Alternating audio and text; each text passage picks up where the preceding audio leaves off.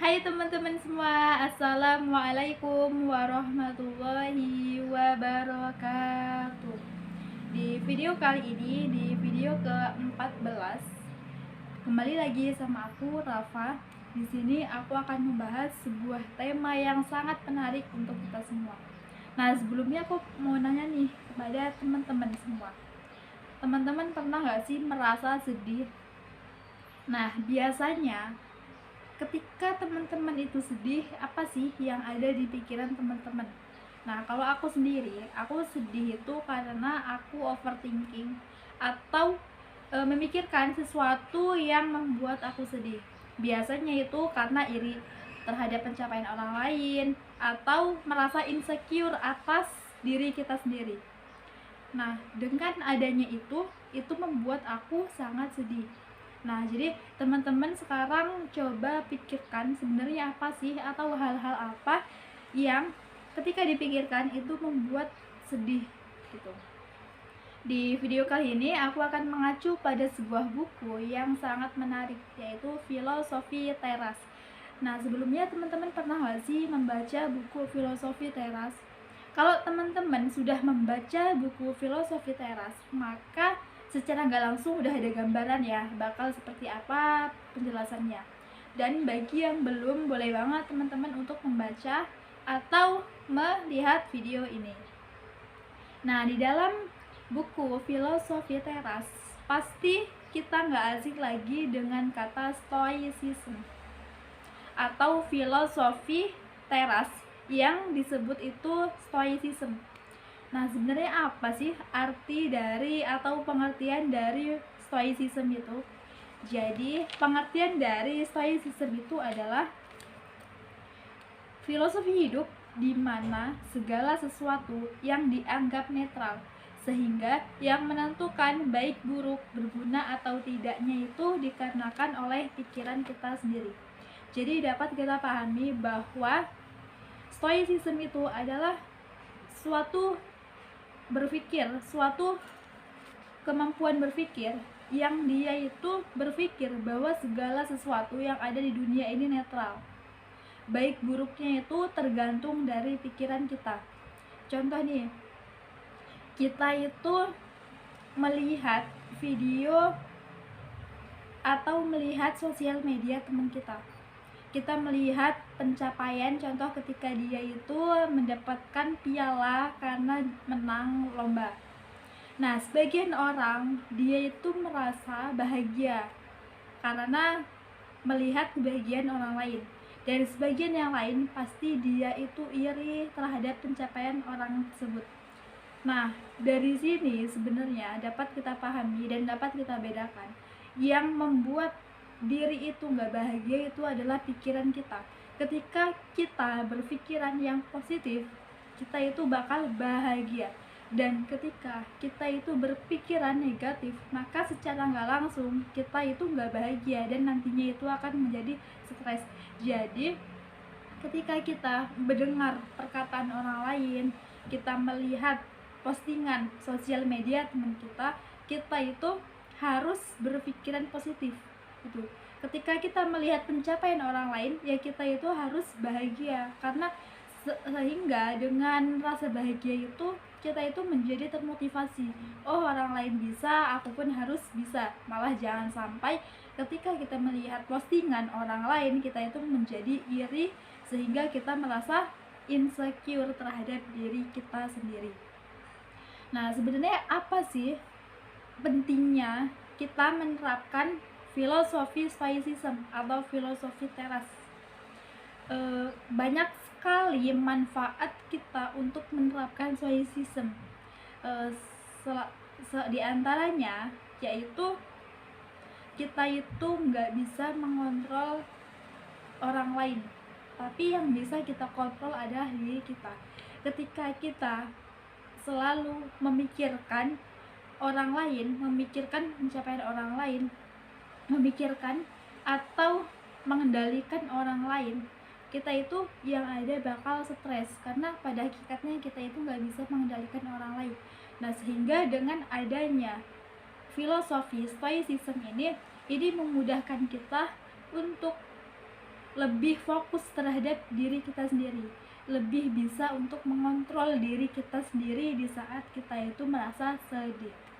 Jadi di video kali ini aku akan membahas 3 prinsip stoicism yang harus kita lakukan agar kita itu bahagia. Yang pertama yaitu dikotomi kontrol. Apa sih dikotomi kontrol?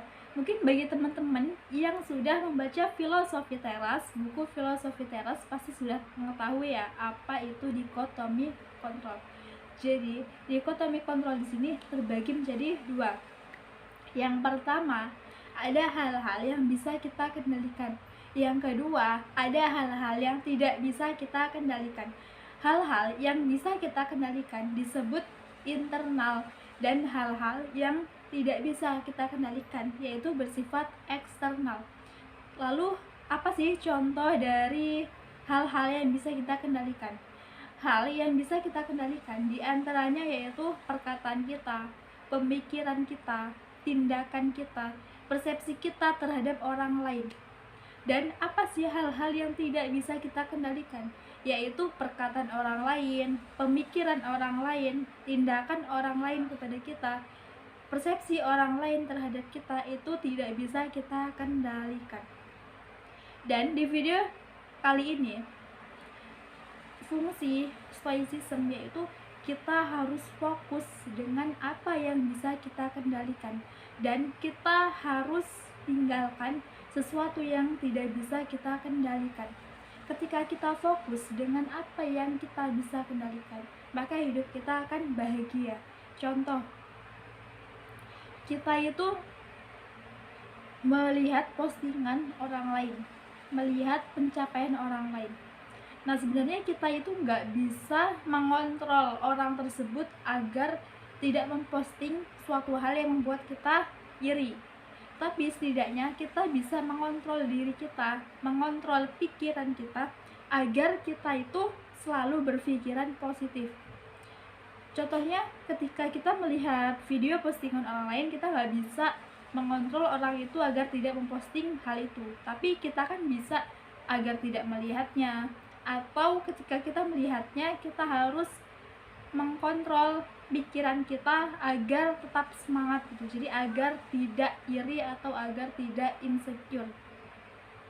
Nah, dengan adanya kita fokus terhadap apa yang kita kendalikan, nanti akan berdampak kepada kita untuk fokus terhadap diri kita sendiri.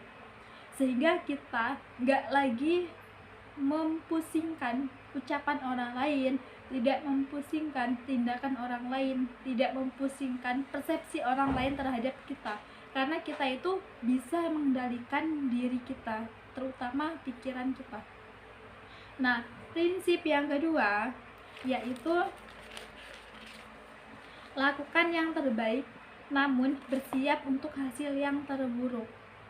Jadi di buku filosofi teras itu kita dianjurkan untuk tetap berusaha menjadi yang terbaik, walaupun hasilnya itu kalaupun tidak sesuai dengan keinginan kita, maka kita itu harus siap menerimanya.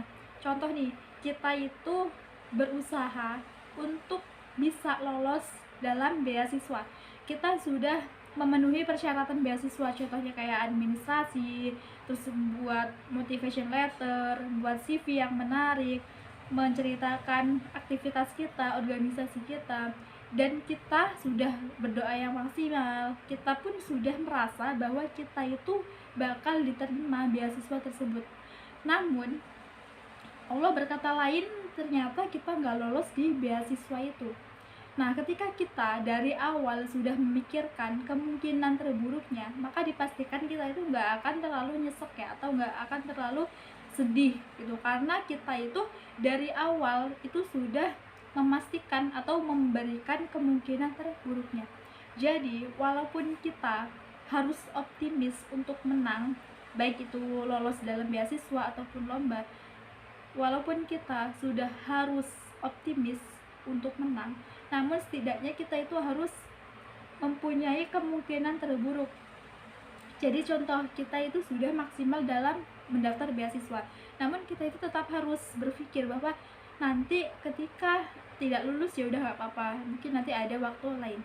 Sehingga dengan prinsip tersebut kita itu nggak akan terlalu nyesek gitu kan, nggak akan terlalu sedih banget, karena kita berpikir bahwa apapun yang kita lakukan itu adalah suatu di kendali kita, dan apapun hasilnya itu menjadi di luar kendali kita atau kehendak Allah. Sehingga dengan kita mempunyai prinsip tersebut, hidup kita itu bakal tenang. Kita nggak lagi ngerasa bahwa sedih yang berkepanjangan gitu. Kita lebih ikhlas dalam segala yang telah kita dapatkan. Dan tips yang kedua dalam filosofi Stoicism yaitu amor fati. Nah, filosofi berkata yaitu jangan berharap sesuatu terjadi seperti yang kita inginkan. Sebaliknya, berharaplah yang terjadi sebagaimana mestinya, maka kita akan bahagia. Jadi, dari perkataan filsafat ini dapat kita pahami bahwa ketika kita itu berharap sesuatu akan terjadi pada kita itu malah menjadi tertekan. Namun, yang seharusnya kita harapkan adalah sesuatu yang terjadi dengan biasanya, gitu, maka kita akan bahagia. Jadi pada kata-kata tersebut itu dapat kita pahami bahwa lebih baik kita itu jangan terlalu berekspektasi lebih. Kata berekspektasi lebih bukan berarti kita nggak boleh untuk mengusahakan yang terbaik, namun kita tetap berusaha untuk yang terbaik, namun kita harus tetap menerima apapun yang terjadi pada diri kita. Karena ketika kita menerima apapun yang terjadi pada diri kita, itu akan membuat kita bersyukur. Dan dengan kita bersyukur, kita malah lebih fokus terhadap diri kita sendiri, bukan orang lain. Karena terkadang ketika orang itu overthinking, iri terhadap orang lain, gak bersyukur terhadap diri sendiri, yang ada dia itu malah melupakan kebaikan yang telah Allah berikan kepada diri kita, sehingga kita itu lupa kita itu sudah memiliki apa. Nah, kalau tips dari aku ya, ketika kita iri atau iri dengan pencapaian orang lain, insecure, kok si A pinter banget tapi ternyata aku enggak, kok si A aktif banget ternyata aku enggak. Nah, dari situ kita harus berpikir bahwa kita itu masih ada waktu untuk memperbaiki, kita pun bisa seperti dia, dan kita pun masih ada hal yang membuat kita bahagia gitu. Jadi kita tetap bersyukur yang telah Allah berikan. Kita itu masih memiliki kesehatan, kita masih memiliki semua indera yang sangat penuh, yang sangat lengkap gitu. Jadi buat apa kita insecure? Jadi mungkin cukup sekian dari saya. Semoga apa yang telah saya sampaikan bermanfaat untuk kita semua dan bisa menjadi motivasi untuk kehidupan kita. Saya akhiri. Wassalamualaikum warahmatullahi wabarakatuh.